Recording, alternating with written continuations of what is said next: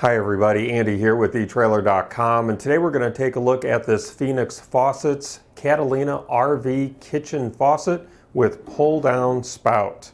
This gooseneck spout faucet is going to let you upgrade the kitchen faucet in your RV or camper, and this is a 3-hole installation with the included deck plate and mounting hardware. So using the standard NPSM inlet shanks, you're just going to drop this new faucet and deck plate in place of your existing faucet and then thread the mounting nuts onto the shanks against the underside of your counter. And then you're going to connect the pull-down head hose to the hose on the faucet body, and then finally install the hose weight that you see right here and connect the hot and cold water lines. The use of tub and tile caulk may be required depending on your installation, and that is not included with this faucet.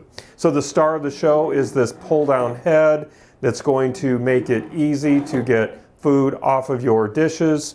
And we have some toggle button switches here that's going to let you choose between stream and spray options. And these rubber spray tips are going to be easy to clean. And as I mentioned, that hose weight can be adjusted anywhere along the spray hose, and it enables this spout to self-retract. So if you have that weight on your hose initially and it's not retracting like you want it to, or as quickly or as completely, this can be easily adjusted along that hose. The low flow aerator is going to help conserve your water while you're soaping up your dishes. This has a flow rate of 1.8 gallons per minute. And as I've been showing you throughout our time together here, this gooseneck spout does rotate on this oval base.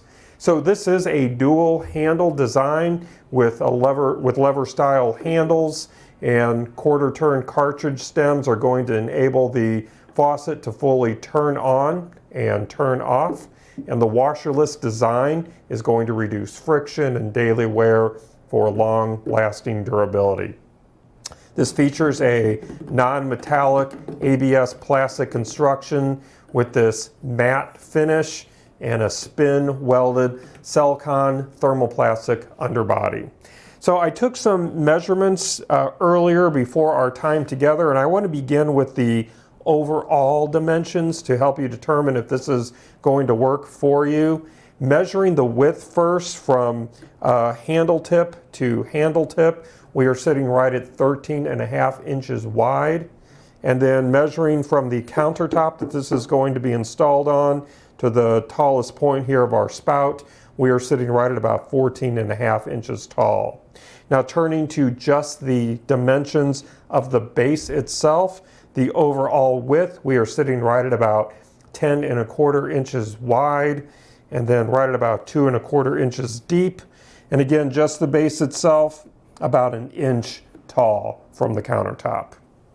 The spout length, measuring from the center of the spout all the way to the end of our aerator, we're sitting at about 9.75 inches. And then the distance from the countertop to our aerator, we're sitting right at about 6.75 inches. The inlet shanks, the inner diameter of those inlet shanks are 1/2 inch, and the outer diameter is 13/16 of an inch. And then the distance between these shanks, center to center, is 8 inches, and their length is 2 inches. Instructions are included to walk you through the very simple installation process. Obviously, I don't have this connected to water, but just setting it up here, installing it on my little display table here, it was an easy setup, and that weight was very easy to get installed and adjusted as well. So this will be a very simple, very easy installation for you. And again, this matte black finish is very attractive, very stylish. You just want to be aware that with a lot of those matte finishes, sometimes they can scuff or scratch easily and chip away that finish. So just be aware of that. I think this finish is going to be relatively durable for you, but that's always a possibility with a matte finish similar to this. Well, that's going to conclude our look today. I do hope that it was helpful for you. Again, my name is Andy. Thank you for joining me.